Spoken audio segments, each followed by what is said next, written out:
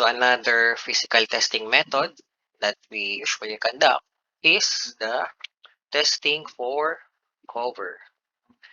So why do we need to test for cover? It's because the chances for spalling greatly increase when there is uh, insufficient cover between the concrete surface and the reinforcing steel. So when we say spalling looks something like this.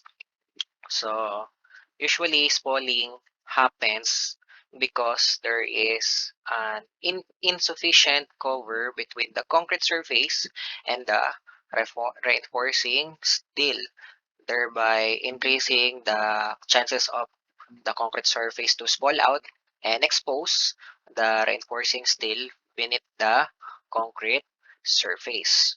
So usually that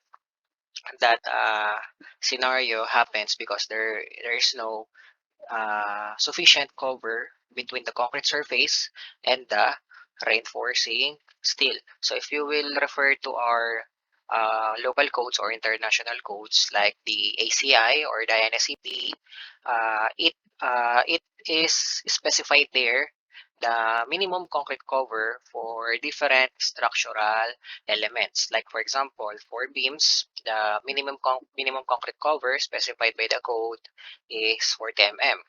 For the different structural elements, there are other minimum required concrete cover to ensure that there is a sufficient concrete cover between the concrete surface and the reinforcing steel for the purpose of protecting the reinforcing steel from uh, external elements that may decrease its strength or that may corrode it. Like for example, the water exposure or moisture exposure is being prevented by the sufficient concrete cover to prevent the corrosion of the reinforcing steel beneath the concrete or embedded beneath the concrete. So therefore, the concrete cover must be tested and measured just to ensure that there is an sufficient cover that that will protect the reinforcing steel embedded on the concrete structural element. Devices such as a patchometer can be used to determine the amount of cover present in an element, while the patchometer determines the location of a reinforcing bar via a magnetic field. Other methods are available that utilize ultrasound to locate the steel and to determine the concrete cover thickness. So devices such as patchometer or rebar scanner like this one or cover meter. So patchometer or the particular device that is being used to measure concrete cover thickness can come with many different names. Although these devices serve the same purpose, which is again to measure the concrete cover or the distance from the concrete surface to the extreme reinforcing steel. So that is the concrete cover that we're talking about. The distance or the space between the concrete surface and the edge of uh, the reinforcing steel embedded beneath the concrete. So it can come in this form like this one. This is usually called a rebar scanner, uh, which uh, which scans the concrete surface to scan the location of a reinforcing steel embedded beneath the concrete surface, as well as the distance from the concrete surface to the reinforcing steel embedded on the concrete.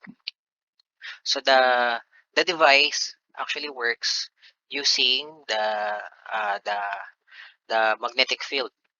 So in this particular GIF, you can see here that the device uses the magnetic field to detect the location or the distance from the concrete surface from the device itself to the reinforcing steel, because as you all know, steel can be attracted by can be attracted to magnetic field. So that particular concept is being used to determine the distance from the concrete surface to the reinforcing steel, thereby giving us an idea to the specified concrete cover present on a particular structural element. So again, that is one method of physical testing that we can conduct usually on existing structures to assess the condition of a particular structural element, especially the concrete cover present on that particular element. Because again, just like what I've said a while ago, insufficient concrete cover may result to spalling, the spalling out of the concrete surface, therefore exposing the reinforcing steel. And we usually want to avoid that scenario. Therefore, we have to ensure that there is an sufficient there is a sufficient cover between the concrete surface and the reinforcing steel to greatly reduce the chance of spalling.